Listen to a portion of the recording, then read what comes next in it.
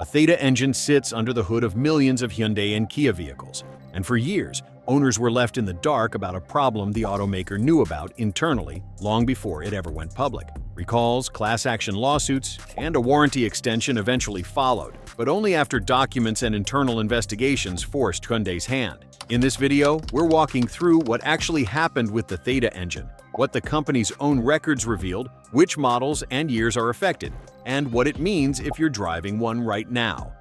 The engine at the center of it all. The engine in question is Hyundai's Theta 2, a 2.0 and 2.4-liter four-cylinder used across a huge range of Hyundai and Kia models through the 2000s and 10s, including the Sonata, Santa Fe, Tucson, and their Kia siblings the Optima and Sorento.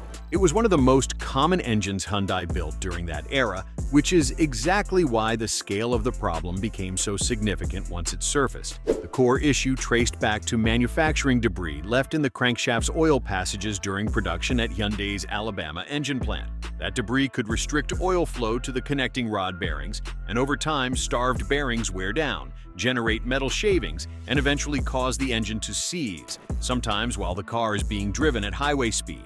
For an engine built and sold in the millions, even a small percentage failure rate translates into a large number of real cars and real drivers affected by it. What made the Theta 2 family notable in the first place was that it wasn't a niche or low-volume engine. It powered some of Hyundai and Kia's best-selling vehicles during a period when both brands were rapidly gaining market share in the United States by offering long warranties and competitive pricing. That combination, high sales volume plus a strong warranty reputation, is part of why the eventual fallout hit as hard as it did. Owners who chose Hyundai and Kia specifically because of that warranty confidence were the same owners now filing claims against it. What Hyundai knew and when? This is where the story moves from an engineering problem into a corporate accountability one. Reporting and regulatory investigations, including work carried out by the National Highway Traffic Safety Administration, examined whether Hyundai and Kia were slow to report engine fire and stall risks to regulators despite mounting evidence internally. A former Hyundai engineer who worked on quality investigations came forward publicly, alleging that the company was aware of manufacturing defects tied to engine failures well before the first official recall was issued in 2015. That whistleblower's account became a significant part of the public record during the NHTSA's investigation into how Hyundai and Kia handled the defect. In 2020, Hyundai and Kia agreed to pay a combined penalty exceeding $210 million to settle federal claims that they were too slow to recall vehicles with the defective engines, one of the largest civil penalties of its kind at the time.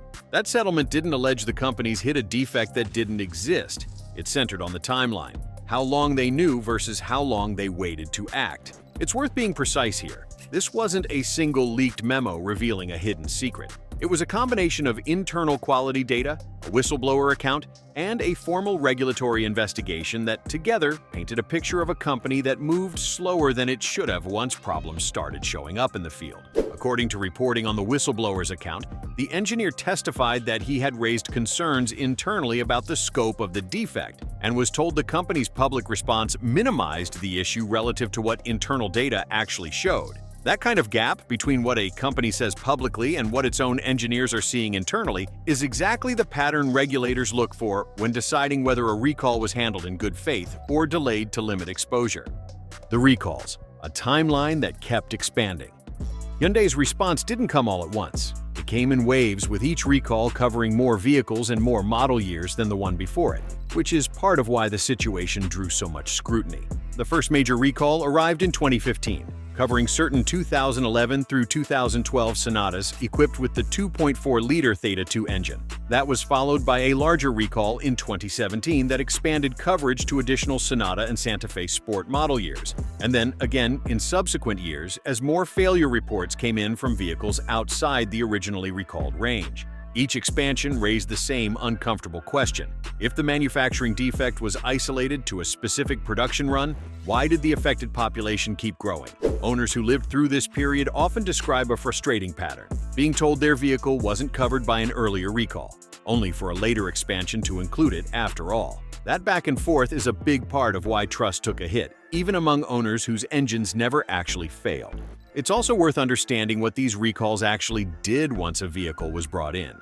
Early recall visits generally involved a software update to install early versions of engine monitoring software, along with an inspection of engine oil for metal debris. If debris was found, the engine itself would be replaced under warranty. This inspect first, replace if needed approach is standard for defects like this, since replacing every engine regardless of condition would be both unnecessary and enormously expensive.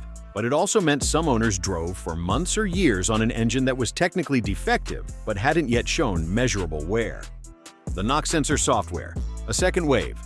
Separately from the original manufacturing debris issue, Hyundai and Kia also rolled out what's known as the knock sensor detection system, a software update pushed to a wide range of vehicles that monitors for the specific engine knock sounds associated with early bearing wear. If the software detects that pattern, it can limit engine power and trigger a warning light to alert the driver before a full failure happens. This update matters because it wasn't just for vehicles built during the original defective production window. It was pushed more broadly as an added layer of protection, reflecting that engine-bearing wear in this family of engines wasn't perfectly contained to one narrow batch of vehicles. If your Hyundai has ever had this software applied, it's worth understanding what it actually does. It's a warning system, not a repair. If your engine starts making a rod knock sound, or you get a related warning light, get it inspected quickly. The software is designed to catch the problem before a full seizure, not to prevent bearing wear from happening in the first place. The way the system responds if it does detect a problem is also worth knowing ahead of time rather than being surprised by it on the road. Depending on the severity of what it detects, the software can limit the engine to a reduced power, limp home mode specifically to reduce the risk of a sudden, complete failure while you're driving, alongside an illuminated warning light instructing you to have the vehicle serviced. It's designed as a safety measure, not a malfunction, even though it can feel alarming the first time it happens if you don't know what's going on. The class action settlement and extended warranty.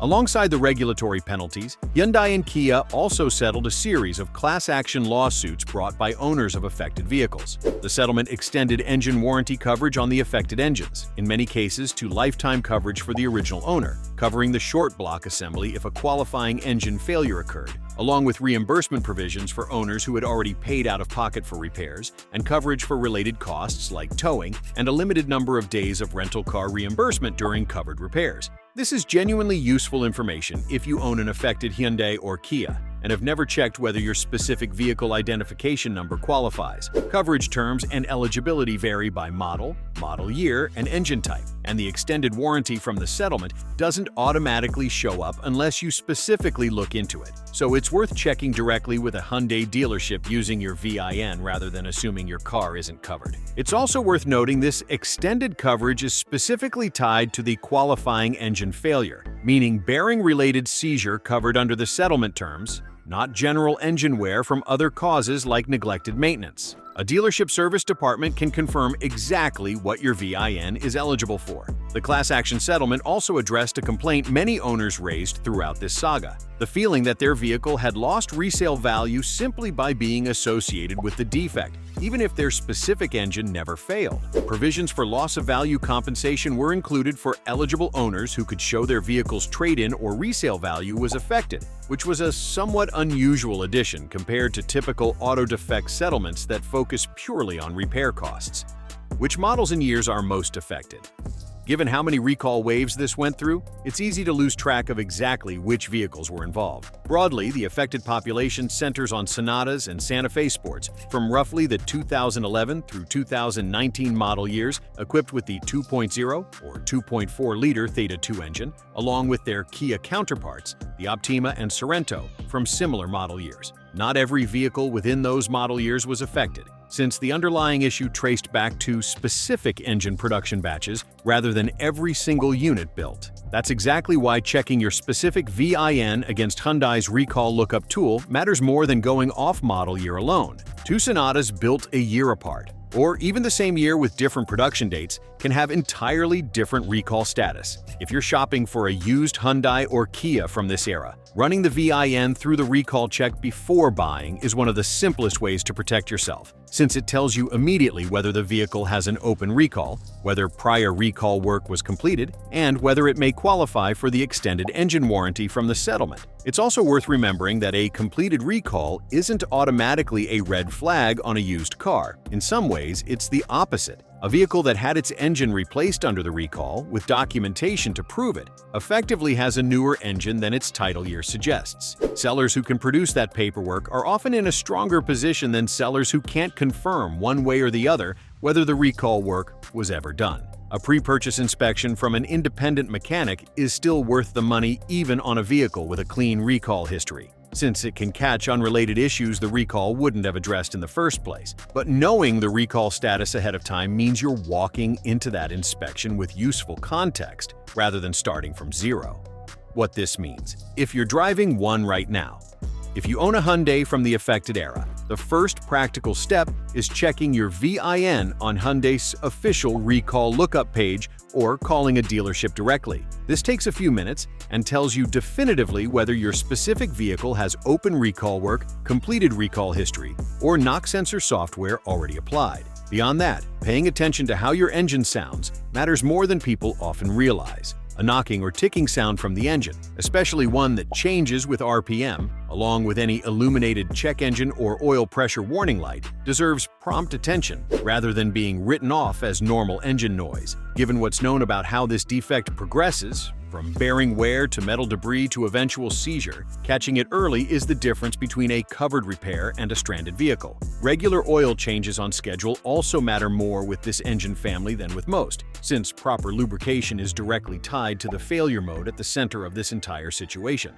It won't undo a manufacturing defect if your engine happens to be affected, but consistent maintenance combined with knowing your recall status is the most practical protection available to an owner today. Keep in mind that documentation matters here just as much as the repair itself. Every time your vehicle goes in for recall-related inspection or service, hold on to the paperwork. If a bearing issue does eventually show up, having a clear record of prior inspections and any completed recall work makes the warranty claims process considerably smoother than trying to piece together your vehicle's history from memory. What changed at Hyundai? Because of this.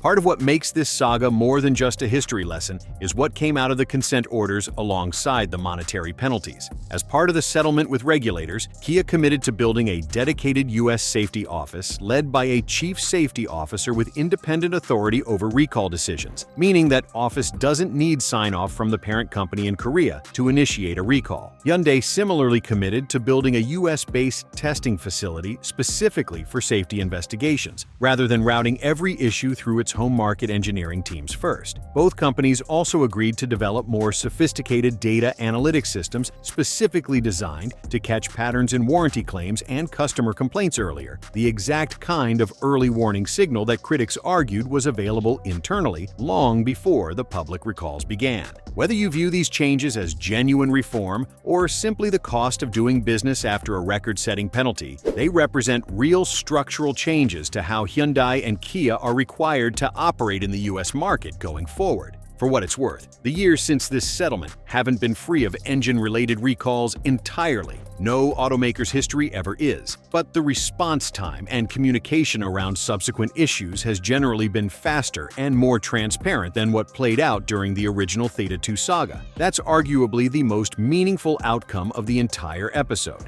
Not that defects stopped happening, but that the company's obligation to report and act on them promptly is now formalized rather than left to internal discretion. The bottom line: the Theta engine situation isn't a single hidden secret uncovered in one leaked memo. It's the story of manufacturing debris causing bearing failures. A company that regulators found was too slow to escalate the response, a whistleblower who pushed the issue into public view, and a series of recalls and a nine-figure settlement that followed once the full picture became clear. For current owners, the practical takeaway matters more than the history. Check your VIN, understand whether the knock sensor software has been applied to your vehicle, and don't dismiss engine noise as something to worry about later. The extended warranty coverage from the class action settlement exists specifically, so owners with a qualifying failure aren't left covering a major repair bill themselves, but only if you know to ask about it. Hyundai has made real changes since this saga played out, including manufacturing process improvements and the broader rollout of the knock sensor detection software as an early warning layer. That doesn't erase what affected owners went through, but it does mean today's Hyundai engines and the company's handling of defect reporting operate under a different level of scrutiny than they did a decade ago. If you're driving one of the affected models, the 5 minutes it takes to check your VIN could be the most valuable 5 minutes you spend on this car all year. It's also worth remembering that stories like this tend to get flattened into a single scary headline. Hyundai hid engine defects, when the reality is more layered and, honestly, more useful to actually understand. A real manufacturing defect, a real delay in escalating it, a whistleblower who forced the issue into daylight, a regulatory investigation that resulted in real financial consequences, and a genuine set of protections that current owners can still access today. Knowing the full shape of it is what actually helps you if you're the one holding the keys. So if you've made it this far, and you're not sure whether your own Hyundai or Kia falls into any of this, that VIN check really is the next step, not just watching another video about it.